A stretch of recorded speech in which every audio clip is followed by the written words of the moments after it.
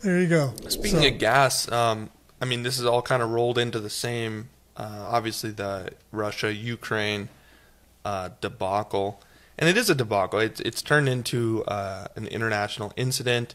There's, millions of refugees currently leaving Ukraine, many of them going to Europe.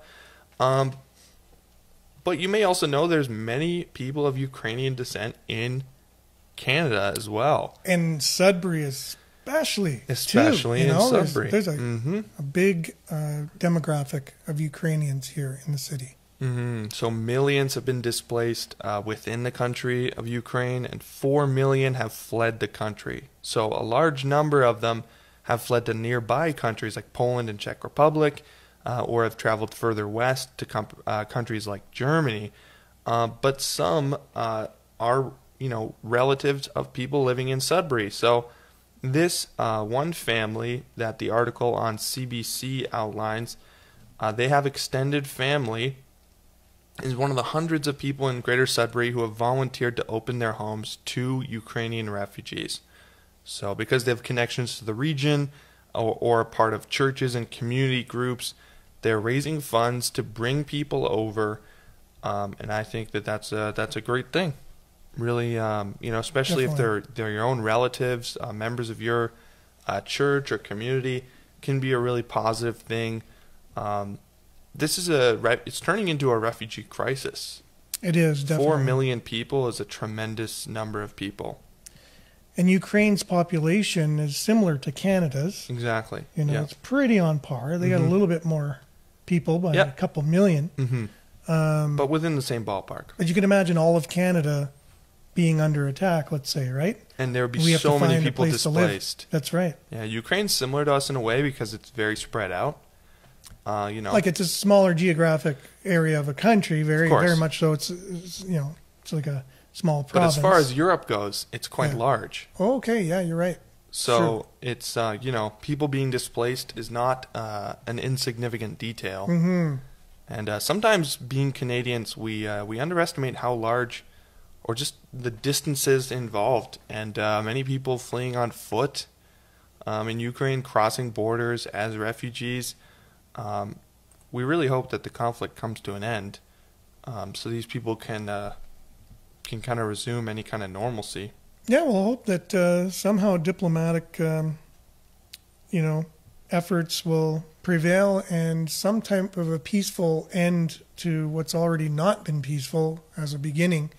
Can end well. We're more than happy to help, and it sounds like, is there any information for people to find out how they can support this cause? Or so Daniel Diamond, he's president of the Ukrainian National Federation of Canada's Sudbury chapter. He said that he's already received hundreds of calls from people who want to help, and so give Daniel Diamond a call. Again, he's the president of the Ukrainian National Federation of Canada's Sudbury chapter. Cool. And a cool name, by the way. Daniel Diamond. Yeah. Sounds like a famous author. Definitely. But so he says a lot of churches are getting involved, and when they know that people are actually coming, they'll get in touch with you because they have already about 100 people willing to house refugees, which is incredible. And just kind of on a more federal level, Sudbury's MP, who at the moment is Vivienne Lapointe, said that 12,000 Ukrainian refugees have arrived so far in the country, but none have settled in Sudbury as of yet. Wow. So we'll keep you updated on that moving forward. So they're in process anyway. There's a process going on. And but it looks like there will be at least some housed in the area, which, again, connects us to this geopolitical for sure. Incident that's going on. Definitely. And it's interesting to know that there'll at least be a community here to receive them, that's familiar, that are of the same background. And, this is... when you think of refugees, you don't always think of... You're going to go to some of your own. And that's kind of ideal, Definitely. It's interesting. I remember myself as a teenager, we took in, not a refugee, but we took in like an exchange student. And she was just from Western Europe. She was from France. And there's going to be a cultural difference. Definitely. Even just from Europe to Canada. But it's better if, there's a relation there.